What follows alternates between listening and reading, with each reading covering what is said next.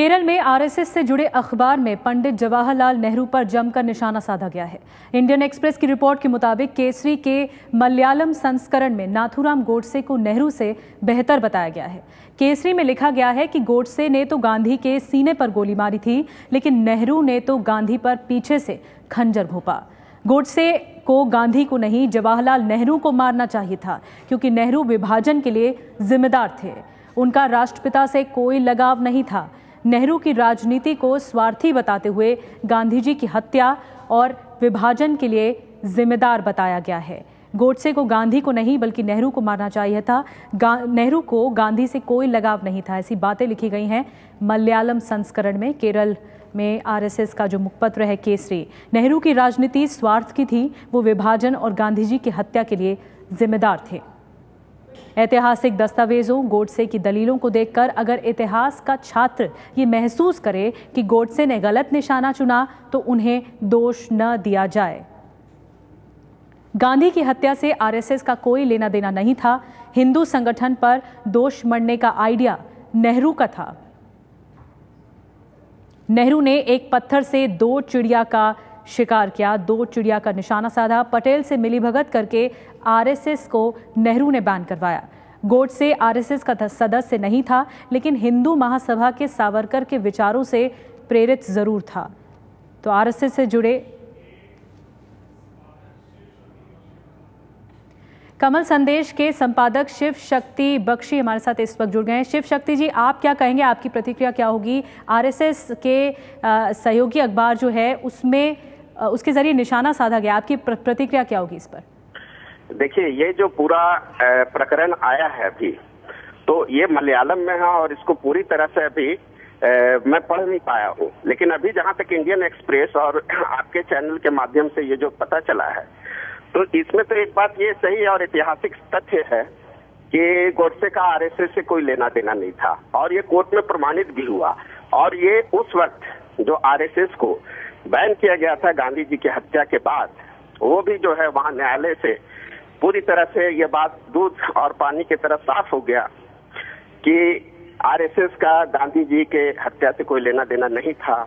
और गोडसे भी। शिव शक्ति जी, एक तरफ तो केंद्र सरकार गांधी के नाम पर तमाम योजनाओं का उद्घाटन करती है, और ये नहीं, इस पर मैं आना चाहूंगा कि देखिए, ये जो पूरा इसके पीछे की भावना ये है कि गांधी जी का जो ग्राम स्वराज था, गांधी जी की जो इकोनॉमिक पॉलिसी थी, गांधी जी का जो पूरा एक नए भारत को बनाने की कल्पना थी, वो तो पीछे छूट गया। सामने नेहरूवियन मॉडल आ गया।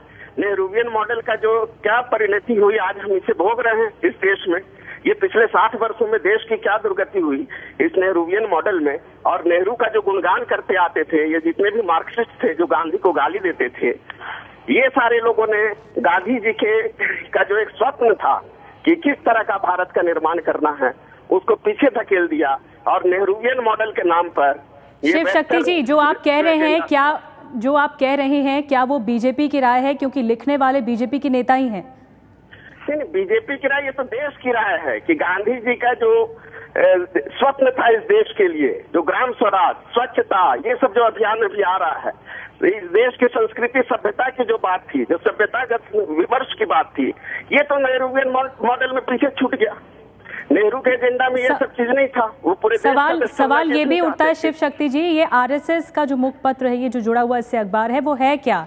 इसके जरिए निशाना क्यों साधा गया? टाइमिंग पर भी सवाल उठना चाहिए। ऐसा कोई नहीं साधा गया टाइमिंग, और ये आपकी सोच है, ये तो ओपिनियन है। ये पूरे देश में ये कोई किसी संगठन का एक अधिकृत ओपिनियन नहीं ना होकर, ये पूरे देश में एक ओपिनियन है आम जनता के बीच में। किसी के भी पास जाइए तो आप ये देखेंगे कि पाएंगे कि नेहरू के रास्ते पर चलकर जो देश की दुर्गति हुई है, उससे कोई भी इनकार नहीं कर सकता। शिव शक्ति जी, क्या ये अखबार आरएसएस का मुखपत्र है या नहीं?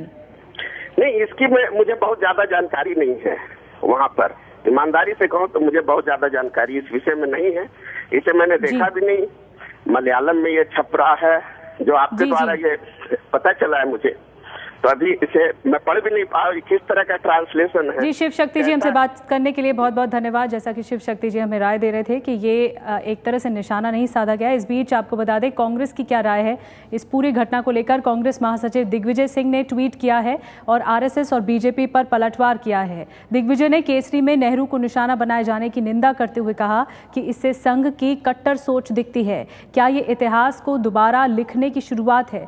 इस बयान पर बीजेपी और आरएसएस के साथ मोदी को सामने आना चाहिए, लेकिन मुझे पता है वो ऐसा नहीं करेंगे।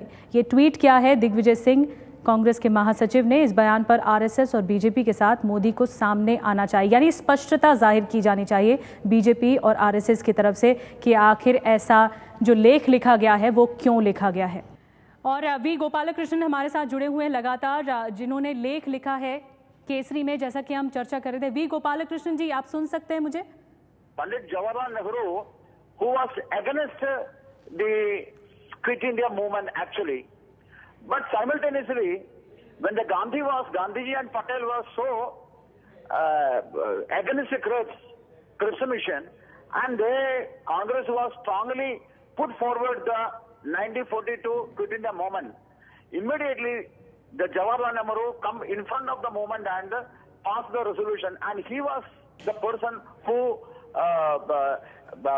passed the resolution. Mr. Gopalakrishnan, why are you putting up this controversial matter? Are you saying that politics of Jawaharlal Nehru was wrong in this context which you have written? Shown that the selfish mind of Nehru was the main reason of the India's partition. That is what we have written in the article. Is RSS or BJP is endorsing this whole context? There are 4 articles in the Kesari on the same time.